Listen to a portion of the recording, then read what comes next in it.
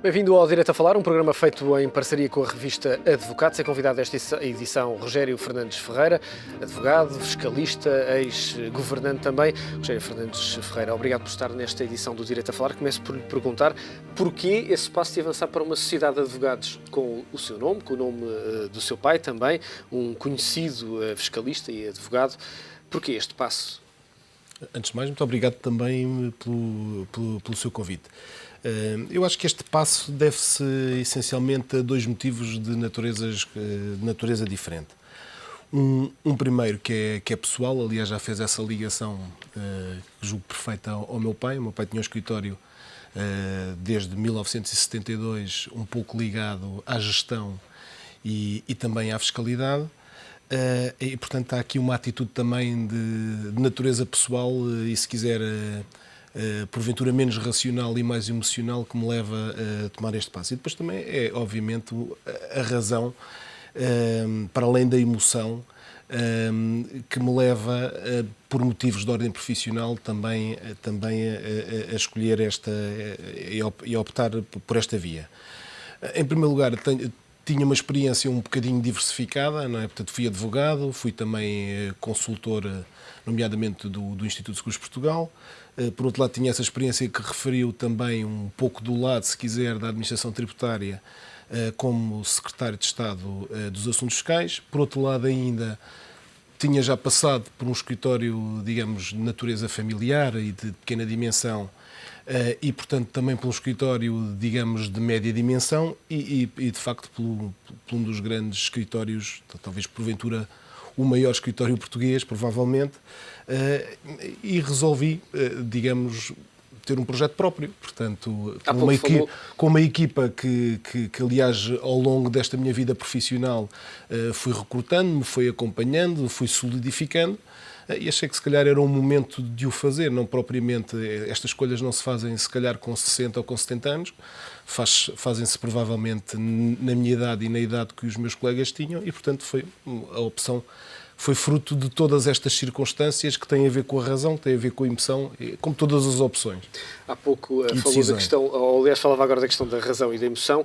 Dizia-me um ex-colega seu que se pensasse de forma absolutamente racional, nunca tinha deixado a sociedade onde estava, porque era uma das cabeças de cartaz, perdoem-me a expressão, um dos grandes advogados, obviamente muito bem remunerado, e portanto avançar para este risco é obviamente sempre um passo mais difícil. Foi também algum sentido empreendedor?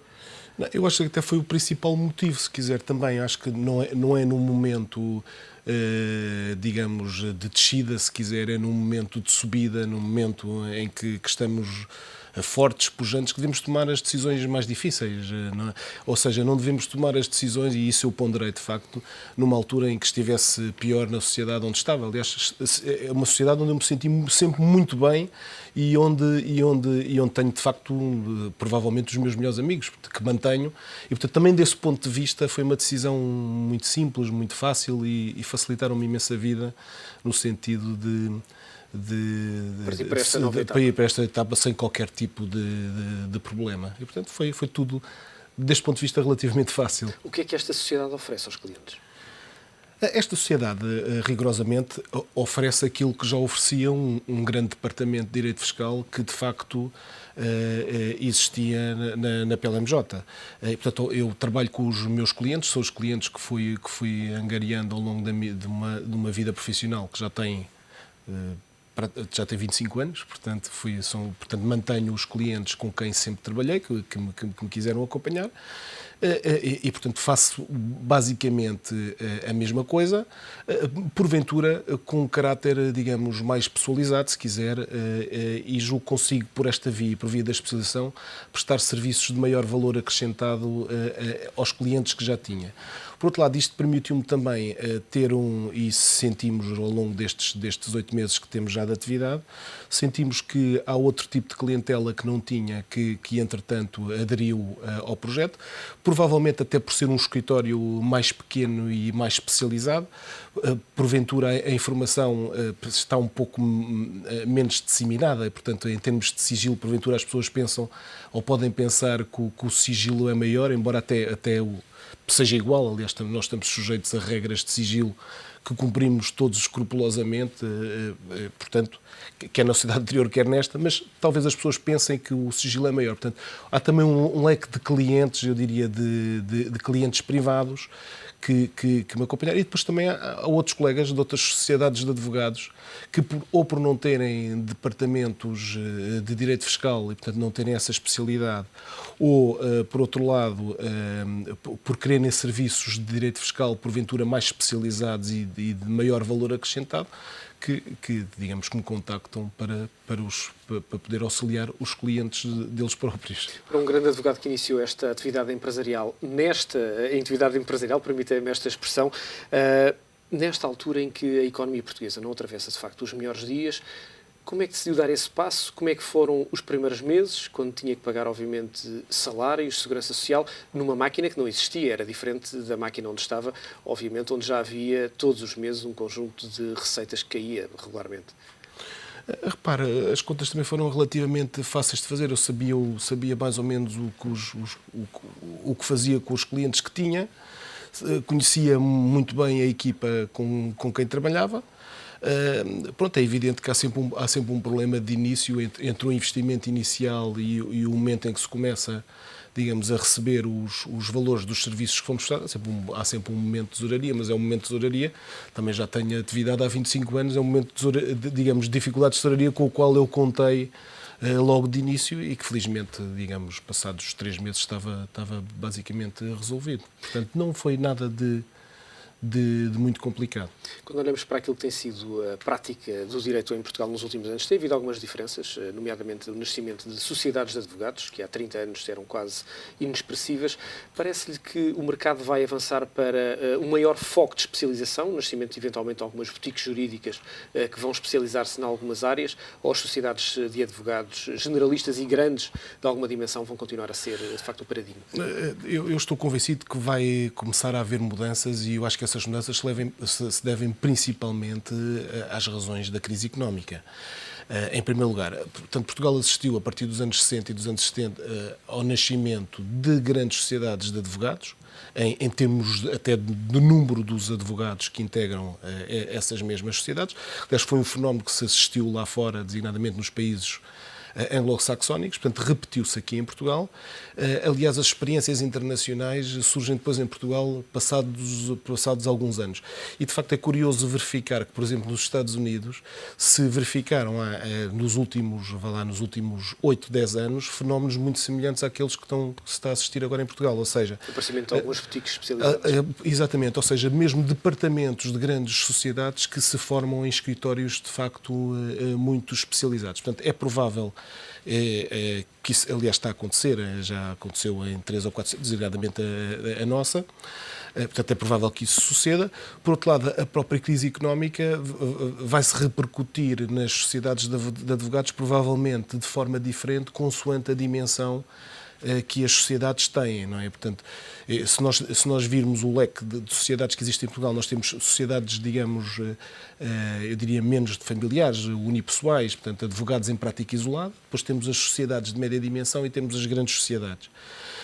Eu diria que, olhando um pouco para este panorama da advocacia em Portugal, provavelmente eu acho que quem vai ter mais dificuldades vão ser precisamente quem está no meio, porque vão ter as desvantagens das pequenas e não vão ter as vantagens das grandes, portanto vão ter as desvantagens das duas. Portanto, eu acho que as sociedades de média dimensão são precisamente, quando falam de média dimensão, falam em 40 advogados, 30 advogados, as sociedades vão ter de facto algumas dificuldades. As grandes vão ter que se adaptar, aliás é o que estão a fazer, as grandes sociedades estão-se a adaptar às novas circunstâncias e depois provavelmente surgirão as sociedades de nicho de mercado, digamos, mais especializadas, provavelmente se calhar mais em insolvências nesta altura, não é? Ou mais relacionadas com o fiscal. O fiscal há de ser uma matéria que estou convencido que tem futuro, porque aliás é uma matéria mais ou menos transversal a todos os problemas, não é? E, portanto, como é que uma sociedade especializada, à medida que vai crescendo,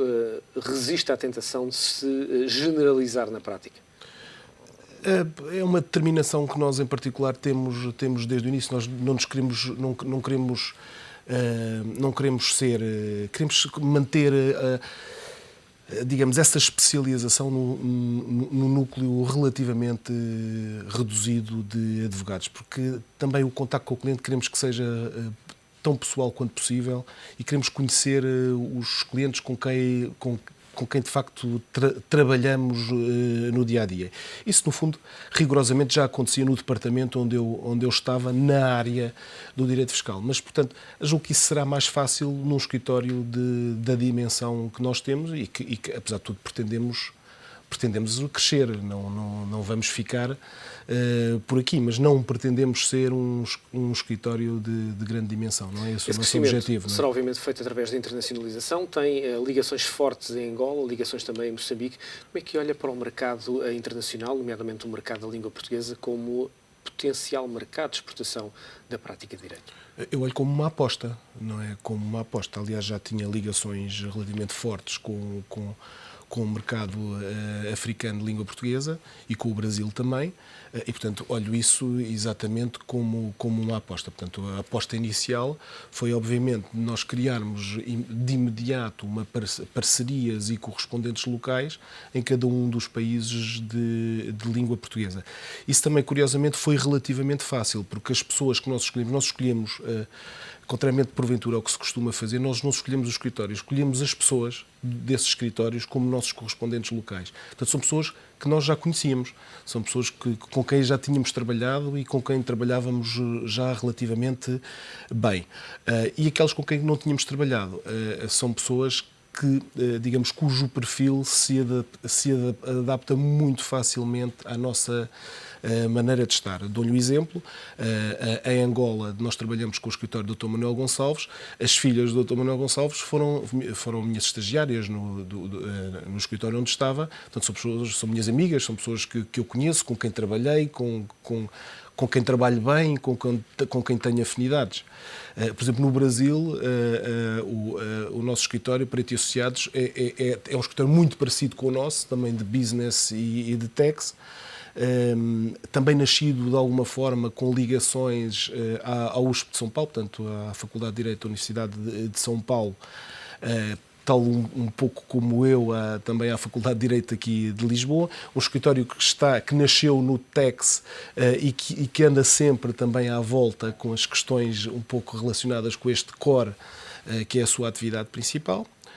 Depois, para lhe dar outro exemplo, em Macau há ligações, eu diria, apesar de tudo, pessoais, com o Filipe, que está provavelmente no maior escritório, no melhor escritório de Macau, mas que não foi isso que me ligou a esse correspondente local. Foi, de facto, os conhecimentos pessoais que tinha do Filipe e de ligações familiares que ele tinha que me eram próximas, que me ligam também a professores de Coimbra, de quem que aprecio muito, que estimo, e, portanto, que nos levaram a escolher as pessoas em concreto, não é? Em concreto e em função mais das pessoas do que propriamente dos escritórios, do conhecimento que tínhamos delas, quer do ponto de vista pessoal, quer do ponto de vista profissional. O foco é, obviamente, também fiscalidade. Porquê que os impostos em Portugal mudam tanto? Eu acho que os impostos mudam muito em todos os países com os quais nós até nos queremos comparar. Mas, de facto, em Portugal mudam bastante, não é? Há uma grande instabilidade legislativa e até mais do que legislativa, até organizativa, que infelizmente é muito negativo. Isto não acontece em alguns países, nomeadamente da Europa. Eu estou a pensar, por exemplo, há países que têm estratégias fiscais muito bem delimitadas há décadas, não é? Estou a pensar, por exemplo, no Luxemburgo ou na Holanda, não é? Isso não acontece em Portugal, porquê? Eu acho que não acontece por razões de falta de estratégias de fundo e de racionalização de procedimentos. Quer dizer, está-nos um pouco na natureza dos países do Sul, um pouco este comportamento, às vezes um bocadinho errático, não é? Isto não é uma coisa que se verifica só em Portugal, é uma coisa que se verifica em Portugal, em Itália, na Grécia, provavelmente em Espanha. Portanto, eu acho que nós apanhamos aqui um pouco estes defeitos do sul da Europa, mas também apanhamos as qualidades. Portanto, somos assim porque somos assim, mas há coisas que temos, de facto, que melhorar, e temos que melhorar designadamente, começar a arranjar estratégias de fundo, nomeadamente fiscais, promovendo a estabilidade. Hoje em dia, Eu costumo dar este exemplo. É-me dificílimo justificar, por exemplo, a alguns clientes alemães que nós temos, como é que um processo está parado tanto tempo, quando periodicamente me pedem informações sobre o processo, eu vou dizendo que está na mesma situação. Às vezes nem acreditam, não é? Não acreditam no que eu estou a dizer. Eu tenho que justificar porque é que se mantém concluso ao juiz para decisão durante 6 meses, durante um ano e meio, durante 2 anos. Quer dizer, como é que é possível os processos demorarem tanto tempo, de facto, a ser decididos? Mas também, já agora, deixe-me dar-lhe o aspecto positivo. Se é assim ainda nos tribunais eu estou a pensar nos tributários, que são aqueles que eu conheço melhor, nos tribunais tributários de primeira instância, nos tribunais a visão compatível com os tais outros países com os quais nós gostamos de nos comparar. E também já não é assim com a atenção, que convém dizer bem, às vezes há coisas que estão bem feitas, não é? Na questão da administração tributária, penso que todos os contribuintes têm ideia, de facto, nas últimas décadas foi feito um esforço muito grande de inovação, de melhor contacto com o contribuinte, nomeadamente através da internet, também uma prática bem mais transparente daquilo que é a relação, mas, e o senhor foi secretário de Estado desta pasta, porque é que não são dados passos, muitas vezes, mais ao nível daquilo que são a decisão de determinados processos, a relação com grandes investidores, que muitas vezes, até com fiscalistas, que muitas vezes não têm, da parte da administração, uma leitura exata e em tempo útil daquilo que são as práticas a seguir, por exemplo? Gigante. Deixe-me dizer-lhe, se nós compararmos a situação que tínhamos, por exemplo, ao tempo do professor Sousa Franco, em 1997, foi quem iniciou, de facto, a informatização dos serviços. Nessa altura, praticamente não havia, estamos a falar a coisa de 15 anos, não é?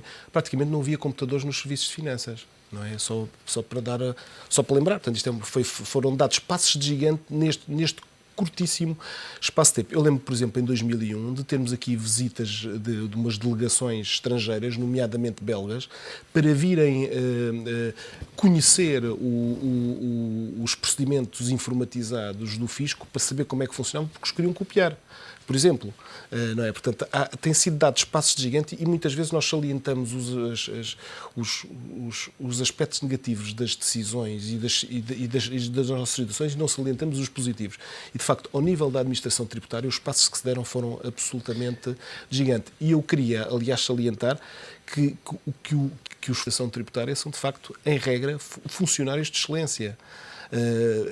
E, portanto, estes passos que foram dados, acho que são de realçar. A grande parte dos contribuintes tem essa leitura. A questão é, depois, na pequena coisa, na pequena decisão, são entendimentos sobre... Muitas vezes parece que há quase uma incapacidade de comprometimento relativamente às situações. O que é que isso se deve? Se pensarmos um bocadinho, eu acho que se deve, provavelmente, ao próprio processo legislativo. Quer dizer, porque está permanentemente a mudar. Quer dizer, anualmente nós temos uma lei do orçamento que muda o sistema, digamos, eu não digo por completo, mas que tenta mudá-lo quase estruturalmente. Portanto, há a agência de antes, porque se calhar provavelmente era mais fácil criar benefícios fiscais do que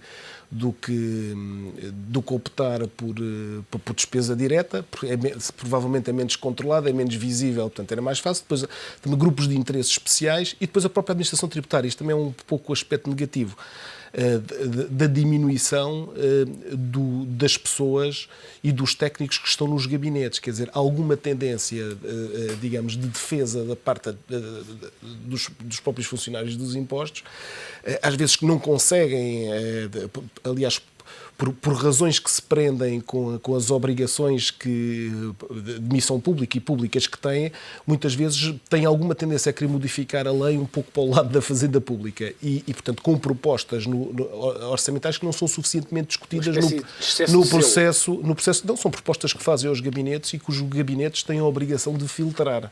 Não é de filtrar. E muitas vezes, quer dizer, com a própria... É que isto também tem sempre um lado negativo. A diminuição das despesas dos gabinetes tem este aspecto negativo. Depois falta de acompanhamento. Não estão suficientemente apetrechados depois para fazer o filtro que se torna necessário a algumas propostas que são feitas, de facto, pelos serviços. E que muitas vezes não são boas, não é? Aquilo que é a instabilidade legislativa a este nível fiscal provoca também muita instabilidade administrativa na área fiscal.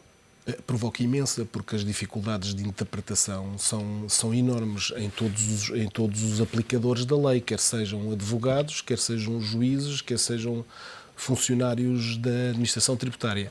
É certo que, entretanto, se criam mecanismos que procuram dar maior certeza às interpretações e às normas. Eu estou a pensar, por exemplo, tem-se dado também passos de gigante e alterações boas ao nível das informações vinculativas, dos contratos fiscais, dos acordos prévios de preços, etc. Portanto, também há medidas legislativas muito positivas que vão ao encontro ou que tentam criar maior certeza e maior segurança junto dos contribuintes. Portanto, há um pouco estes dois lados. Para um país do sul da Europa, esta eficiência da máquina fiscal, que é visível para todos nós, corre o risco de se tornar um verdadeiro cerco aos contribuintes? Repare, eu não tenho dúvida que a receita fiscal e os impostos vão estar no cerne da política orçamental na próxima década. Sobre isso não tenho qualquer dúvida, não é? Não, por razões que se prendem com os nossos compromissos internacionais. Portanto, acho que não vale a pena ter dúvidas sobre isto. Por outro lado, também não tenho dúvidas que, mercê de um agravamento, que aliás não é só um agravamento fiscal, é um agravamento tributário. Muitas vezes nós falamos no IRS ou no IRC ou no IVA e esquecemos toda uma panóplia de tributos que têm nos últimos 5 anos aumentado exponencialmente e que são pequenas taxas, direitos especiais, tributos da natureza, não é? A chamada, se quiser, tributação parafiscal ao nível de, por exemplo, de institutos públicos, etc., que vão muito para além das taxas moderadoras e das escutas, que é aquilo que se discute e que, de facto, têm provocado um agravamento não da carga fiscal, mas da carga tributária em geral. Ora, é óbvio que um agravamento da carga fiscal e da carga tributária em geral vai naturalmente implicar um aumento da fraude e da evasão fiscal. E, portanto, é preciso também dar um sinal de autoridade para os contribuintes perceberem que o fisco de facto atua. Aliás, mais uma vez, gosto de comparar a situação portuguesa com a situação grega. O problema da Grécia relativamente a Portugal é essencialmente um problema da administração tributária, que nós temos e eles não têm. Não conseguem arrecadar a receita. Quer dizer, de facto, deste ponto de vista, Portugal está anos-luz da Grécia e, de facto, vamos realçar, de facto, este aspecto que é muito positivo e que é absolutamente crucial no combate ao déficit. Para encerrar este capítulo da fiscalidade, gostou de ter sido Secretário de Estado dos Assuntos Fiscais? Gostei muito, gostei mesmo muito, porque tive de facto o privilégio de trabalhar com pessoas absolutamente excepcionais.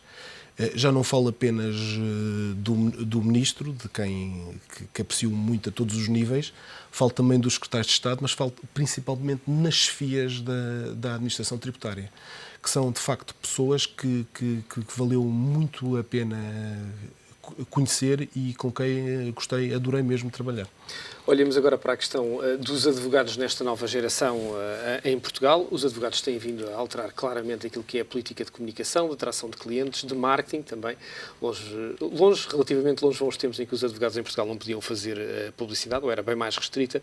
Como é que olha para aquilo que é a alteração hoje dos grandes advogados em Portugal? Nós estamos ainda num nível norte-americano de tanta promoção pessoal, mas há diferenças naquilo que é a comunicação e a atração dos clientes.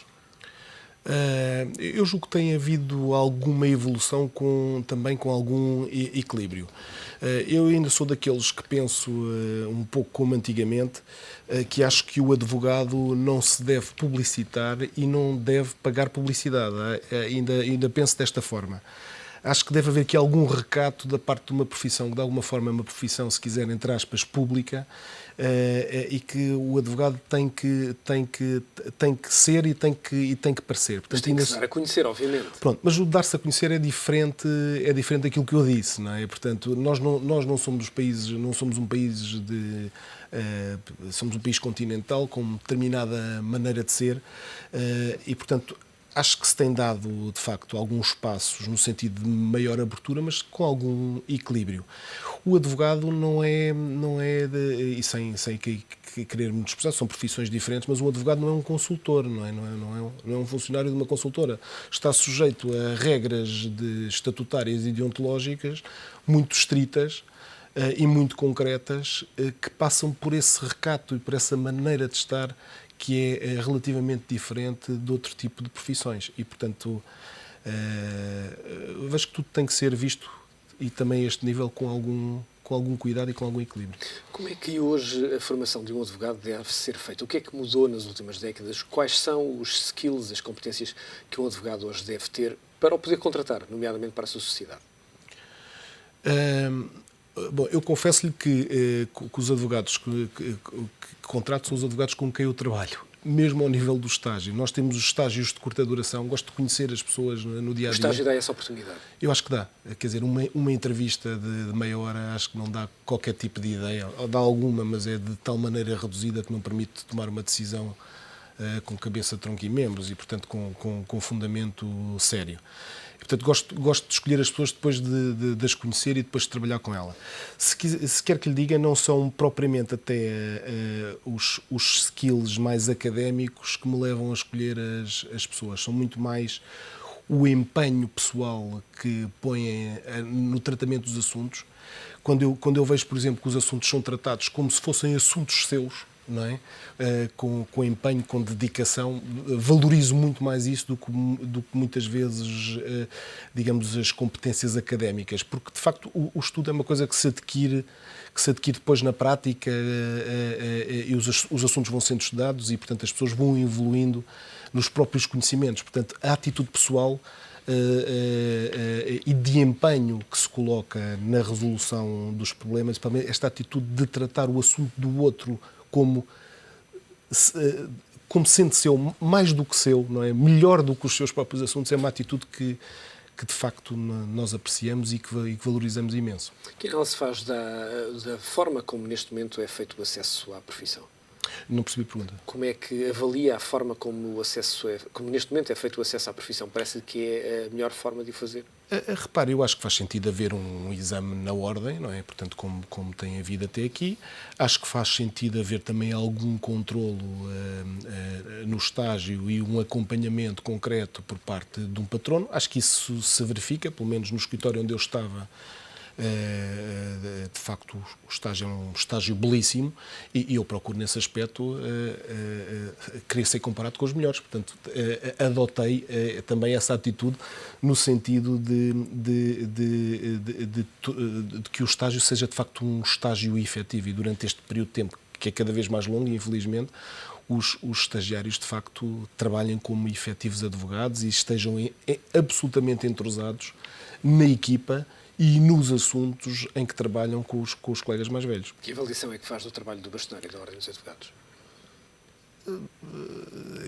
Não queria ir para questões políticas, mas faço uma avaliação relativamente positiva. Acho que tem procurado valorizar de alguma forma até o próprio estágio e a profissão, tornando-a tão exigente quanto a lei o permite. E, portanto, nesse sentido, faço de facto uma avaliação positiva. As eleições são para o próximo ano. Já tem algum candidato em mente? Não, nem sei ainda quais são, portanto, não tenho ainda nenhum candidato. E da Ministra da Justiça, que avaliação faz deste pouco mais de ano de mandato? Eu acho que tem tentado fazer as reformas que se tornam necessárias e acho que o Governo em geral tem procurado cumprir aquilo a que se obrigou no memorando da troca e que passa, portanto, por medidas também ao nível da Justiça, nomeadamente sobre a celeridade das decisões judiciais e nomeadamente e em particular das decisões tributárias, não é? Porque andam valores astronómicos nos tribunais tributários que precisam de ser cobrados, não é? E essas reformas? Falava das intenções e dos resultados. Tem conseguido obter esses resultados? Eu acho que ainda não se tem sentido suficientemente bem, mas repara, o Governo está em funções há muito pouco tempo e as reformas estruturais são reformas cujos resultados se vão ver a médio e a longo prazo, não é a curto prazo que nós conseguimos ver imediatamente os resultados. Também há que saber esperar pelos resultados. E, principalmente, há que haver consensos para que esses resultados depois produzam efeitos positivos. Algures na vida ser bastonário da Ordem dos Advogados era algo que lhe passaria pela cabeça? Até à data nunca me passou pela cabeça, de facto. Algum atrito entre a Ministra da Justiça, também entre o bastonário, e muitas vezes entre advogados, magistrados, parece-lhe que é excessivo, que é penalizador para aquilo que é a prática da justiça em Portugal? Eu vejo isso como bastante negativo, quer dizer, não vejo vantagem nenhuma a haver atritos corporativos entre profissões que se dedicam ou mesmo desiderato, cuja finalidade é a justiça. Portanto, não vejo... quer dizer, a vida do dia-a-dia muitas vezes provoca esses atritos, mas acho que tem que haver uma intenção clara no sentido dos consensos, quer ao nível da justiça, quer, aliás, ao nível político, que estávamos a falar há bocadinho. Não é? Falamos tanto em troicas, era importante criar aqui troicas internas, no sentido de haver consensos para que se façam, de facto, as reformas estruturais que o país precisa para que possa progredir com mais facilidade do que nos últimos anos. Porquê que neste setor da justiça é tão difícil fazer reformas e há tanto atrito? Tem a ver com algum excesso de litigância também? Eu acho que tem a ver um pouco com a idiosincrasia dos juristas, não é? Dos juristas. Acho que, por natureza, são pessoas provavelmente individualistas, se quiser um pouco introvertidas e, portanto... isso provavelmente tem também esses efeitos que acho que deviam ser inversos e que devem ser combatidos, do meu ponto de vista. É uma pessoa que normalmente fala muito pouco de si. Recorda-se da primeira vez que pensou em ser advogado? Eu confesso-lhe, eu hesitei quando tinha 15 anos, estou aqui agora a voltar atrás, hesitei entre dois cursos completamente distintos. Portanto, a minha hesitação foi logo a de base. Eu não sabia bem se devia ir para letras ou para ciências. Portanto, gostava ou de ser médico ou de ser advogado, como o meu pai. E depois acabei por optar por este lado, não é? por um dos lados. E lembra-se porquê? Não me lembro bem. Foi de facto... Eu acho que, sinceramente, provavelmente o meu pai convenceu-me, isto agora visto para trás, mas foi uma opção, apesar de tudo, natural, sem... Não me lembro bem porquê. Foi uma opção suave. Foi uma opção muito suave, naturalmente. Como é que alguém que exerce a mesma profissão que o pai, tem o mesmo nome que o pai e, obviamente, um advogado ilustre, um académico também brilhante, convive? É uma vantagem ou uma desvantagem? Pergunta-se muitas vezes aos filhos de pessoas ilustres, hoje também já há uma pessoa ilustre. Eu acho que não pode perguntar isso aos filhos, não é? É uma pergunta que não se faz aos filhos, porque eu do meu pai só consigo dizer bem, não consigo... Aliás, acho que foi de facto uma pessoa ímpar, não tanto até do ponto de vista profissional, mas do ponto de vista pessoal. Era uma pessoa de uma integridade como eu não conheço outra pessoa. Portanto, mas isto é uma pergunta que acho que não pode fazer ao filho. O filho terá sempre achará sempre que é uma vantagem. Obviamente que sim. Agora, também do ponto de vista se quiser, mais imediatista, é obviamente uma vantagem, não é? Além de um privilégio, é uma vantagem poder ter convivido com uma pessoa que conhecia a empresa em todas as perspectivas, quer nas perspectivas económicas, quer da contabilidade da empresa, quer na fiscalidade, quer dizer, conhecia a empresa de facto a fundo. Isso foi de facto um privilégio e uma vantagem que me permitiu estar no direito, mas também com uma visão económica, das organizações, das empresas, e isso de facto foi incutido não só pela minha formação, que é de jurídico-económicas, mas de facto também de alguma forma por esse background familiar que tive a oportunidade de ter. Dizem-me que é extraordinariamente dependente do e-mail no telemóvel e que tem muito poucas horas para além do trabalho, mas quando não está a trabalhar, o que é que gosta de fazer, Rogério Fernandes Ferreira? Olha, eu, para dizer a verdade, o que gosto mesmo de fazer é uma coisa muito simples. Gosto de estar em casa com a minha família e com os meus filhos e de ter férias com eles, precisamente que é aquilo que eu tenho pouco. De facto, quer dizer, estava num escritório tão grande. Agora, este último ano foi um ano absolutamente alucinante de coisas para fazer, o que me retirou imenso tempo.